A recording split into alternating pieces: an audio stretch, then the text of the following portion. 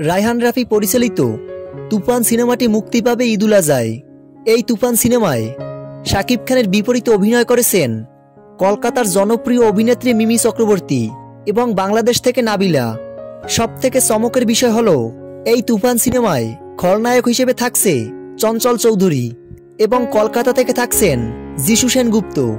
তুফান সিনেমাটা নিয়ে অনেক এক্সাইটেড সকল শাকিব ভক্তরা, কেননা এই তুফান সিনেমাটি দক্ষিণী সিনেমার মতো হতে চলছে। মারকাট অ্যাকশনদাজের সিনেমা। এই সিনেমাটা নিয়ে অনেক আশাবাদী সুপারস্টার শাকিব খানও। সুপারস্টার শাকিব খান বলেন, এটা এমন একটা সিনেমা হতে যাচ্ছে যা দেখে মনে হবে যে অন্য একটা লেভেলের কিছু হতে পারে। তুফান সিনেমাটি দেখে নিজের মধ্যে একটা প্রাউড ফিল করবে যে নিজের দেশের সিনেমাকে কতদূর এগিয়ে নিয়ে গেছে।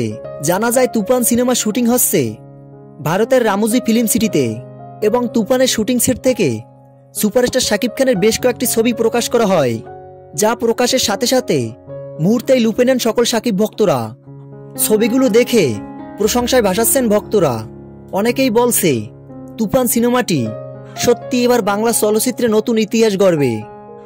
তো ভিউয়ার্স, তুফান সিনেমাটা নিয়ে আপনারা কতটা এক্সাইটেড? ভিডিওর নিচে কমেন্ট বক্সে কমেন্ট করে জানিয়ে দিন আপনাদের মূল্যবান মতামত। ভিডিওটি ছিল এই পর্যন্ত। ভিডিওটি ভালো লাগলে চ্যানেলটি সাবস্ক্রাইব করে আমাদের পাশে থাকুন। ধন্যবাদ।